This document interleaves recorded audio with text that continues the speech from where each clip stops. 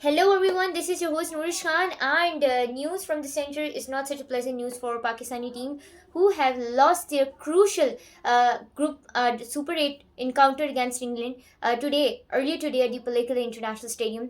And well, Pakistan was already being anticipated as a very crucial match for both the sides. As a matter of fact, England came into this match with slightly more confidence than the Pakistani side. In fact, not slightly more confidence, a bit more, a lot more confidence than the Pakistani side. Why? Because if we take a look at the head-to-head records, who, by the way, after this match have mounted to a 4 out of 4 for England, and it's a clean sweep victory for England in the T20 World Cup history against Pakistan. Before this match, the head-to-head record stood at a firm and a very convicting win of 3 of 3 matches against Pakistan for Team England. And so England were definitely more confident, way more confident coming into this match against Pakistan. However, Pakistan had their hopes high as well because their first match against New Zealand was washed out. And while it was definitely not a pleasant situation, and now that you think about it, now that the Pakistani fans think about it, it is definitely going to be a very ugly situation for Team Pakistan going ahead in the Super 8 round, as Pakistan now have their final encounter left against Sri Lanka.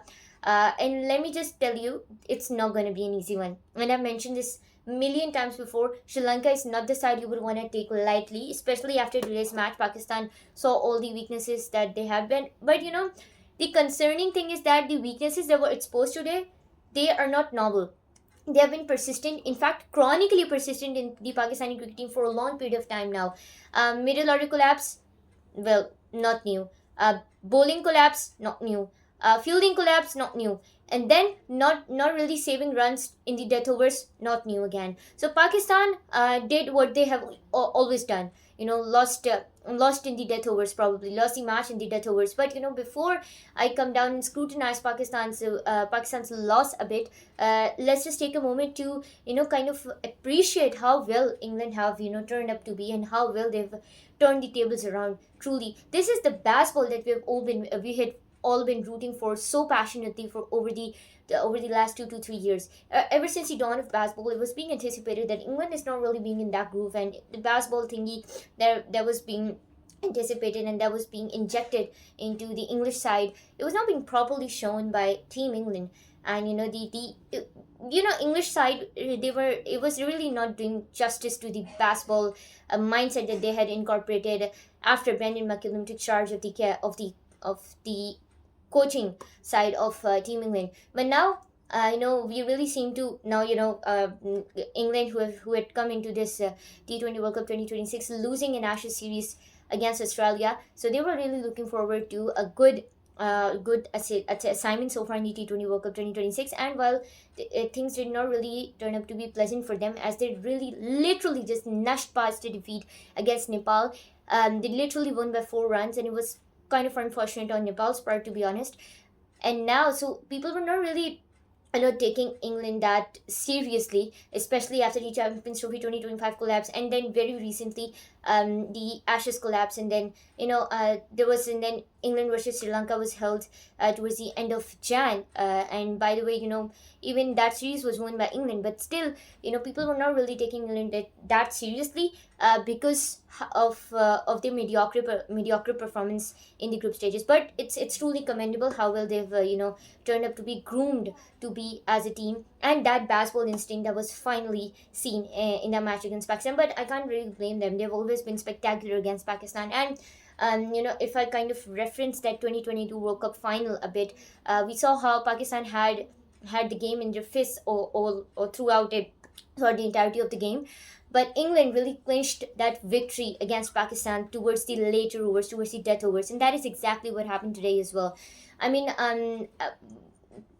Pakistan, when the toss, decided to bat for Salman Aliaga, being lucky yet again at the toss this time as well. But the thing with Salman Aliaga is that luck favors him, but he and sometimes, most of the times, in fact, he really takes the right decisions as well. But more than that, he really needs to work on making sure that the decisions that he take really converts and gives him the results that he really wants. So Salman Aliaga takes may take the right decision, may not take the right decision. Most of the time he does take the right decision at the toss, but then he fails to convert it into a win. And that's, Pakistan solely has to blame themselves for this match, for the loss of this match. Pakistan had this match in their fist right from the first ball when Shaheen Afridi provided a beautiful breakthrough with the ball, early 3 wickets. And then afterwards when Pakistan winning the toss, choosing to bat first. Pakistan's batting lineup, the initial 3 wickets were lost quite early, and Jofra Archer once again incorporated and displayed his masterclass. The thing with Jofra Archer is that he's a magician, he's a wizard with the ball, he's a pace wizard, to be honest, and he's literally England's go-to person at this point of time. 4 wickets. Jofra Archer, the man literally plays so effortlessly with the line, length, versatility, bounce, pace, and it just comes naturally to him. And you know, if I talk about Jofra Archer, the versatility, the transition, between pace off and pace on, the playing with the pace of the ball. I mean, I'll just give you an example of how versatile he is with the ball. So the change in pace had been absolutely brilliant for Jofra Archer. His slowest delivery was 119 kph, and his fastest delivery was 147 kph. Now let that sink in. This is how good Jofra Archer is with the ball. And Pakistan, of course, he knew the weakness of Pakistani batters. The further you bowl away from the stumps, the higher chances you have of getting the Pakistani batters who fell into your trap, and that is exactly what happened. And I mean, I'm not very happy with the way some of our crucial and mainstream batters gave away their wickets. Babar Azam, Salman Aga. I mean, you were literally falling into the trap that Jofra Archer had set for you. So with the bat, it was a decent performance, I'd say. And Saibzada Farhan, you gotta give credit to him the way he stepped up with the bat today.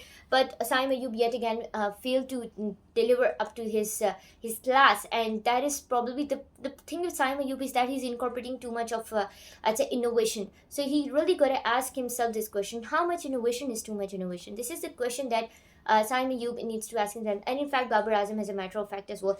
Babar Azam really started his innings off well, but it couldn't really carry it through. Now, Pakistan posted a total of 164 on board, so England had to chase down a target of 165 in 20 overs.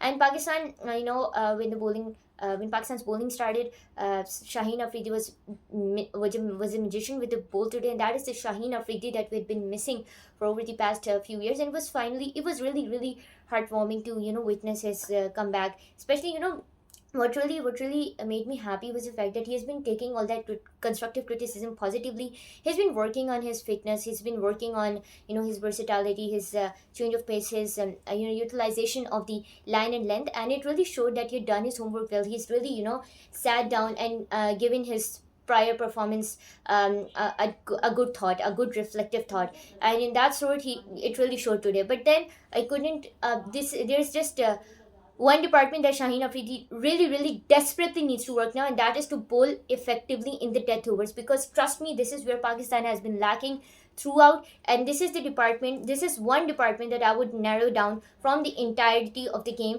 that Pakistan really, really needs to work on and work hard on. Because see, even if I analyze the match, today's match a bit, Pakistan really lost in that death overs. Pakistan had England in their fist throughout the match, even when the second inning started. Yeah, Harry Brook was a bone in the epiglottis for Team Pakistan, but Harry Brook, of course, the man was a wizard with the bat, to be honest. The man, he just made batting look so effortless. And Harry Brook has played Pakistan Super League a lot, and Harry Brook is really really familiar with the game, with the style of bowling of the Pakistani pitchers. The only bowler who really troubled him today was Usman Tariq, and that catch drop, of course, cost Pakistan that crucial match, of course. And catches win matches, so Pakistan really got to understand it. It's been an issue that's been chronic in the Pakistani team for a long period of time now. And I mean, I really hope that I'll live to witness a day where we move past these past these problems, past these issues, and we point out some new mistakes. Making mistakes is not a problem. You should make new mistakes, but repeating the old ones really shows that you either don't care about it, or you've not done your homework well, or you simply are taking it too casual, which I believe that Pakistan, of course, was not, because it was a do and die game for Pakistan. But now the situation is that, I mean, before coming to the conclusion, I would just like to say Harry Brook has been exceptional with the bat, scored became the fourth centurion of the T20 World Cup 2026, and he scored 100 of just 50 deliveries before being victim to Shaheen Afridi's brutal pace delivery, and that and that precisely got him his wicket. And this is why I said Shaheen Afridi was in his group today. But then Harry Brook was also dropped, so that is something that Pakistan also needs to focus on. And then especially bowling in the death overs. And then again, there were so many captaincy errors as well. When the spinners were Nawaz towards the end, he bowled exceptionally well. I may not have words to describe how well Nawaz bowled towards the end, towards the death overs. It made absolutely no sense to bring in Salman Mirza to bowl the last over. Salman Mirza, a pacer, to bowl the last over. I mean, you cannot blame him entirely for the expense. For how expensive he was, especially in the last over, because when the spinners are really getting their groove, when the spinners are really being comfortable on the pitch, and when the spinners have really started to make things difficult for the English batters, why would you want to shift gears all of a sudden and bring in a pacer out of nowhere? And down went your momentum, down went your game awareness, and down went the match that you had in your fist all along. And yet again, it was Jofra Archer who hit that winning run and took England over the line. So Jofra Archer definitely is an asset for Team England, and as long as he's playing for Team England, the Team England can really outclass any team on their best day. But then, of course, we can see how well England have huddled up, reflected upon their mistakes, and how well they've groomed up to be as a team. So for Pakistan and India alike, situation for India, it's almost impossible. It's very, very difficult now for Team India to really qualify. I mean, I'm just giving a side note here. I'm talking about the other group. It's almost impossible for Team India to qualify for the semi-finals now. They would be awaiting a miracle at this point of time, because West Indies have a net run rate of 5.35 plus 5.35 that India really need to counter. And it's a fantasy, to be honest. If I talk about it, it seems delusional, but of course it's cricket. They really need to understand, Team India, that they have those that strength. They have exceptional bench strength. They just need to test it, and they need to make the right decisions. And the same issue persists for Pakistani team as well. They need to make the right decision at the right time, need to select the right playing 11, and even after selecting the right playing 11, they need to experiment and bring in. They should take some notes from Dasum Chanaka. As a matter of fact, I've been saying it for a long time. I would like to reiterate it yet again. Pakistan should really take notes from Dasum Chanaka on how a simple strategy can really get you wins. I know the last match England lost against England. Sri Lanka lost against England. But I'm pretty firm that Sri Lanka are going to bounce back stronger, and they're going to bounce back pretty strong. I mean, we have the Sri Lanka versus New Zealand match that's upcoming in the that's the next encounter in the T20 World Cup 2026 Super 8 rounds. And we're all very pumped up to see how Team Sri Lanka performs here. And now the situation for both Pakistan and India has turned up to be really difficult. Pakistan now need to win.